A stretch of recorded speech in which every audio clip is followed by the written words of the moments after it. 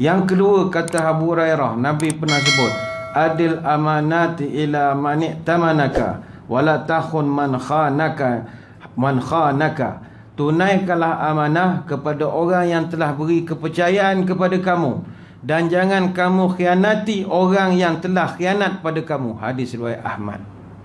Kata Syekh Al-Mubarakfuri, hadis ini menunjukkan wajibnya seorang itu menunaikan amanah apabila telah diberikan amanah. Sehingga kan Imam Az-Zahabi rahimahullah, dia mengkategorikan perbuatan pecah amanah ataupun pengkhianat adalah salah satu dosa besar, bukan dosa kecil, dosa besar. Pecah amanah, khianat kepada amanah, dosa besar. Itu yang kedua. Hadis yang ketiga, Anas bin Malik radhiyallahu an, dia menjelaskan amanah ini, dia pernah dengar Nabi bercerita, salah satu daripada tanda orang-orang beriman adalah amanah. Ma khatabana nabiyullah illa qala la imana liman la amanatalah wala dina liman la ahdalah. Hadis riwayat Imam Ahmad. Kata Anas, Nabi pernah berkhutbah kepada kami. Dalam khutbah itu Nabi berpesan, tidak dianggap beriman orang yang tidak beramanah, dan tidak ada agama bagi orang yang tidak berpegang pada janji. Hadis riwayat Imam Ahmad. Kata Syekh Mansur bin Hasan Al-Salman, yang dimaksudkan dengan la imana itu maknanya nafyu kamal. Nafyul kamal ini meniadakan kesempurnaan iman. Bahasa mudah, mana-mana orang walaupun dia kaki surau, kaki masjid, tapi kalau dia tidak amanah, automatik imannya tidak sempurna. Automatik imannya tak sempurna. Walaupun dia ahli jawatankuasa masjid, walaupun dia ulama, kalau dia pecah amanah, mengkhianati amanah, imannya tidak sempurna. Sebab itu, sekali lagi, hilangnya amanah merupakan sebahagian daripada tanda-tanda kiamat. Semakin banyak orang pecah amanah, semakin mengiyakan bahawa amanah itu, kiamat itu sudah semakin dekat. Dalam satu hadis daripada Abu Hurairah, "Idza duyyi'atil amanati fantaziris sa'ah." Qala kaifa idha'atuha ya Rasulullah? Qala idza usnidal amru ila ghairi ahlihi fantaziris sa'ah. Kalau amanah dah disia-siakan, kau tunggu sajalah hari kiamat. Abu Hurairah pun bertanya, ya Rasul, bagaimana yang dimaksudkan menyia-nyiakan amanah? Nabi jawab, kalau satu urusan diserahkan kepada yang bukan ahlinya, kiamatlah tak lama lagi, kata Nabi. Hadis riwayat Imam Bukhari. Sebab itu perlu ada right man at the right job, right man at the right time. Serahkan kepada orang yang sesuai. Kereta, orang yang pandai bab kereta, mekanik, serahkan pada mekanik. Jangan suruh Bilal membaiki kereta, punah kereta, kiamat kereta tu nanti. Sebab kereta kalau rosak, baca Yasin tak hidup, perlu dibaiki. Kalau semua masalah boleh selesai dengan Yasin, dengan air Zam-Zam, itu Mekah tak payah ada workshop. Kereta rosak, curahkan Zam-Zam. Kereta tak, mesti dibaiki. Ila ahliha. Nak makan roti canai, kena cari kedai orang yang pandai roti canai. Jangan cari orang yang baru nak pandai menebar roti canai, tak sedap. Kiamatlah roti canai itu nanti. Dalam hal agama, mesti dengan orang yang ahlinya. Kalau bukan ahli, kiamatlah. Lepas itu, mufti. Mufti kerjanya memberikan pandangan agama. Peganglah ahli, dia ahli. Dia kalau kita nak beli barang buat rumah, pergi kedai hardware. Kalau kita nak komputer, software. Kalau bab agama, fatwa. Mesti ada. Mesti tengok pada orang. Fatwa. Mesti tengok pada orangnya. Nak tahu boleh puasa ke tidak ni hari ni 9 Zulhijjah contoh. Jangan tanya orang yang bukan ahlinya. Tanya kepada ahlinya. Tapi bila meletakkan sesuatu bukan pada ahlinya, fantaziris sa'ah. Tunggu sajalah kiamat, kata Nabi.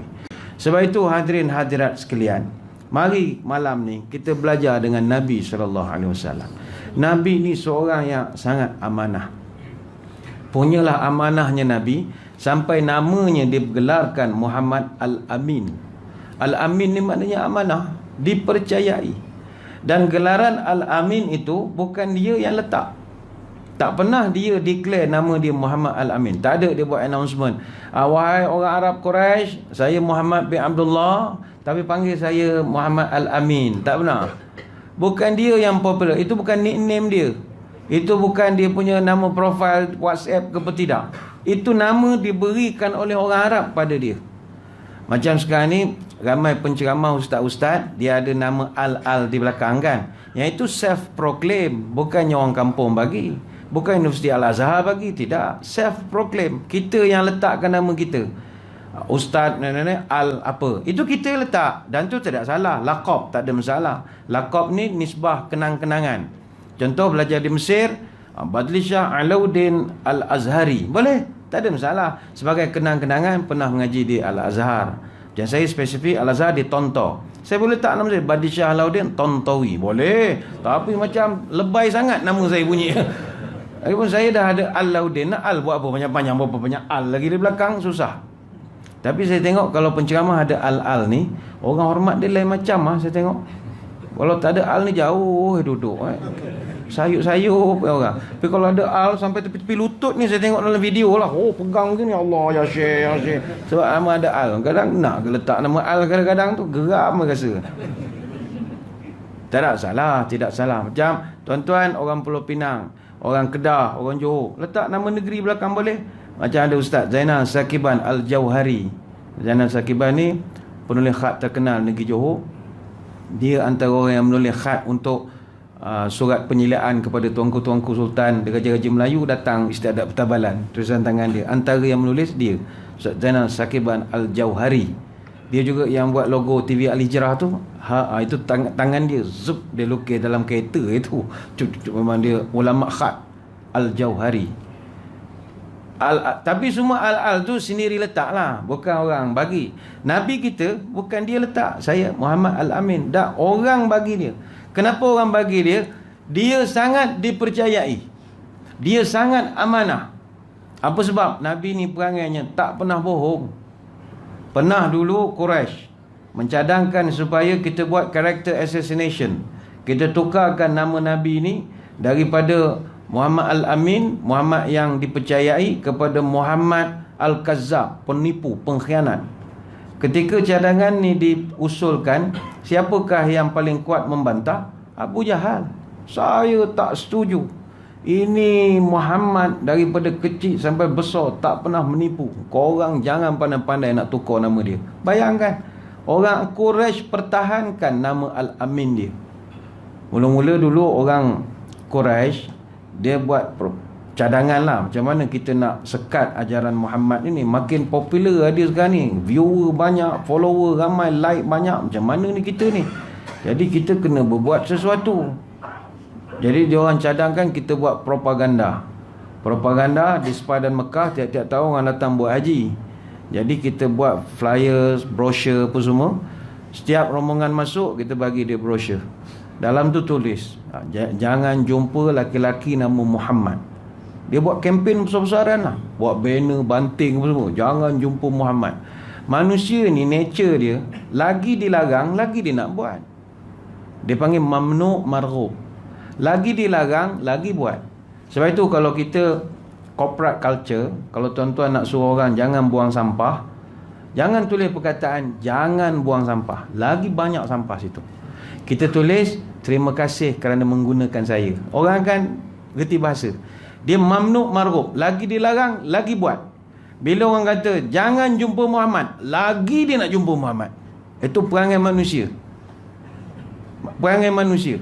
Sebab itu apabila dilarang jumpa Nabi, menyebabkan Nabi jadi popular pula. Baik itu tuan-tuan kalau buka YouTube, nak buat satu video, nak suruh laku channel apa semua, jangan buat tajuk yang boring baca. Jangan buka video ini kalau takut. Memang orang buka. Dia psikologi ya. Jadi kesilapan Quraisy ketika itu, dia tak faham bahawa manusia makin dilarang lagi dia buat. Jadi Nabi jadi popular juga akhirnya. Dia orang pening. Okeylah kita buat tuduhan. Dia ni penyair. Dia ni bukan Nabi, hanyalah sastrawan negara saja. Ketika orang mendengar bacaan Quran Nabi, orang kata ini bukan sastra. Alif Lam Mim. Semua tepuk dahi. Sajak pakai huruf ni aku tak pernah dengar. Tuan-tuan pernah dengar sajak bahasa Melayu? A, B, C. Kita tak pernah dengar. O, P, Q, R, S. Kita kata ini memang tinggi punya value sastra. Ini kata bukan sastra ni. Ini something different daripada lain. Lain daripada lain. Tak jadi. Akhirnya dia orang buat cadangan kita bunuh saja. Ketika cadangan diusulkan, mereka kata kalau kita bunuh Muhammad ni keturunan bangsawan, nanti dia tuntut bela kita, penat kita nanti. Akhirnya kita buat character assassination. Kita bunuh dia punya karakter. Allah Ta'ala rekodkan mesyuarat mereka ini dalam Quran, surah Al-Anfal ayat 30.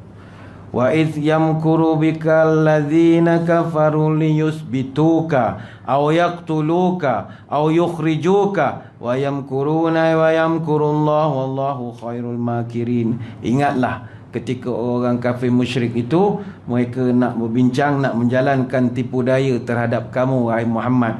Pertama mereka nak menahan kamu, kemudian dia nak membunuh kamu, kemudian adalah fasa-fasanya mengusir kamu. Allah Ta'ala pecah rahsia dia punya mesyuarat tu, tak ada sulit lagi dah, semua orang baca.